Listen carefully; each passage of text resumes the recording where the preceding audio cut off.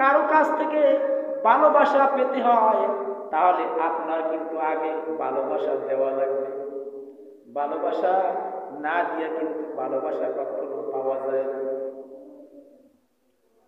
আপনি মনে করেন ঘরের ভিতর প্রবেশ করেছেন, আমাদের সমাজ যেটা হয় বাস্তব কথা, ঘরের ভিতরে আপনি প্রবেশ করেছেন, আপনি আপনার স্ত্রীর কাছে মনে করেন এক গ্লাস পানি চাইছেন, পানি গ্লাস কিন্তু আপনি নিজেও তারপর আপনি নিয়ে তারপর পান করতে পারেন, কিন্তু মনে করেন আপনার স্ত্রীর কাছে আপনি এক গ্লাস পানি চাইছেন, হয়তো দিতে একটু দেরি হয়েছে, আপনি এমন পুরুষ আপনার মেজাজ খারাপ হয়ে গেছে, অনেক আছে গিলাস, তারপরে একটু দেরি হইলেই দেখা যায় পানির গিলাস আসার মেরে ভেঙে ফেলে, কেন আপনার মধ্যে ধৈর্য নাই। এই ধৈর্য না থাকার কারণে আজ দেখবেন ম্যাক্সিমাম ফ্যামিলির ভিতরে স্বামী স্ত্রীর ভিতরে দ্বন্দ্ব, একজনের প্রতি আর একজনের ভালোবাসা নাই। অথচ আল্লাহ রাব্বুল আলামিন বলেছেন স্বামী স্ত্রীর ভিতরে আমি ভালোবাসা মহব্বত পয়দা করেছি, একে অপরের উপরে মহব্বত ভালোবাসা পয়দা করেছি, যাতে করে তোমরা একজনের কাছ থেকে উভয় মানসিক শান্তি লাভ করতে পারো। এই পৃথিবীতে আপনি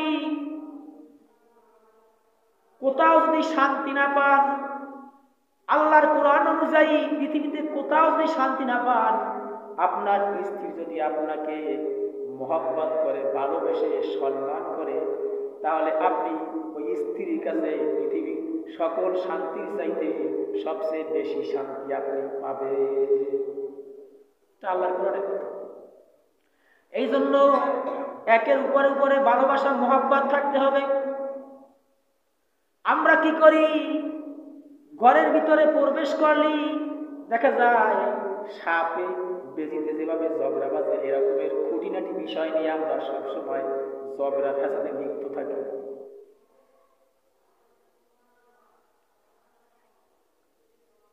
একজন নারী যখন সে বিবাহ বন্ধনে আবদ্ধ হয়, তখন থেকে তার খোরাক, পোশাক, বাসগৃহ যাবতীয় সবকিছু দায়িত্ব হচ্ছে স্বামী।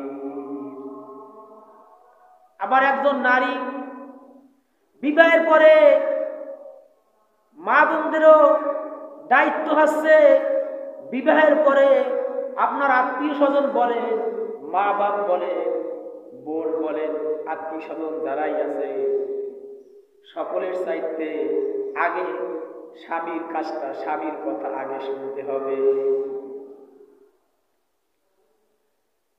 রাসূল করিম সাল্লাল্লাহু আলাইহি ওয়াসাল্লাম বলেছেন যে কোন নারী যদি সে যদি স্বামীকে বেজার রেখে, স্বামীকে অখুশি করে, যদি সে সারা জীবন যদি ইবাদত করে, ওই ইবাদত আল্লাহর দরবারে কবুল হবে না। মনে করছেন কথাটা কত বড়? কোন নারী যদি স্বামীকে অখুশি রেখে সে যদি সারা জীবন যদি ইবাদত করে, তাহলে ওই আপনার ইবাদত আল্লাহর কাছে বিন্দু পরিমাণ কবুল হবে না। আগে আপনার স্বামীকে খুশি করতে হবে।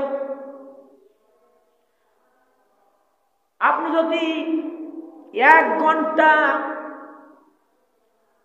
একটা লোক 1 ঘন্টা, একটা নারী যদি 1 বছর যদি সে ইবাদত করে, আর যদি 1 ঘন্টা স্বামীর সাথে হাসি মশকারি, ভালোবাসা, প্রেম নিবেদনের কথা বলে, তাহলে ওই 1 বছর ইবাদত করে যে সব পাবে, ওই 1 ঘন্টায় অনুরূপ সব দান করবে। বলে সুবহানাল্লাহ। স্বামী যদি আপনাকে বলে আপনি বাপের বাড়িও যাইতে পারবেন না, আপনি যদি বাপের বাড়িও যাইতে পারবেন না, স্বামী যদি আপনাকে বলে যে না তুমি বাপের বাড়িও যাইতে পারবে না, সর্বপ্রথম এই স্বামীর এই হুকুমটা আপনার মানতে হবে। কয়জন নারী আছে বর্তমানে? নারীরাও আপনি যদি বলেন বাপের বাড়ি একটু দোষ বললেই তাদের মেজাজ খারাপ হয়ে যায়। পুরুষেরা দোষ তো বলেই না, সত্যটা বলে, এরপর ওরা গায়ে মেখে নেয়। তারপরে দেখা যায় স্বামী স্ত্রীর মধ্যে ঝগড়া বাজে, ওদের বাপের বাড়ির বদনাম তো বলাই যায় না, বললেই ফেতনা সৃষ্টি না। বিবাহের পরে সমস্ত কিছু সব কিছু বাদ, স্বামীর হুকুমটা আগে মানতে হবে।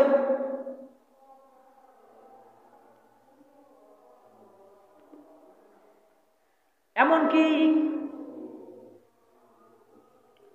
কোনো ব্যক্তি যদি এরকমের একটা ঘটনা আছে, স্বামী সফরের হালতে রওনা হয়েছে, রওনা হওয়ার পরে স্ত্রীকে বলছে আমি না আসা পর্যন্ত তুমি কোথাও যাবে না। অথচ দেখা যায় মনে করে ওই মেয়েটা থাকে উপর তলায়, নিচ তলায় থাকে তার পিতামাতা। খবর শুনছে যে তার বাবা অসুস্থ হয়েছে। খবর শোনার পরেও ওই নারীটা, যেহেতু স্বামী তাকে নিষেধ করেছে যে আমি না আসা পর্যন্ত তুমি কোথাও যাবে না, এই ঘরের মধ্যেই থাকবা, তার বাবা অসুস্থ হয়েছে, খবর পাওয়ার পরেও দেখা যায় ওই স্ত্রী, ওই নারী বাবারে পর্যন্ত দেখতে যায় নাই, কেননা স্বামী নিষেধ করেছে। এরপরে কিছুদিন পর খবর এলো যে তোমার বাবা মৃত্যুবরণ করেছে। এরপরেও ওই মহিলা, ওই মেয়েটা তার বাবারে দেখতে যায় না। পরবর্তীতে সফরের হালত থেকে যখন আসছে, আসার পরে স্বামী আসার পরে যখন এই ঘটনা শুনেছে, ঘটনা শোনার পরে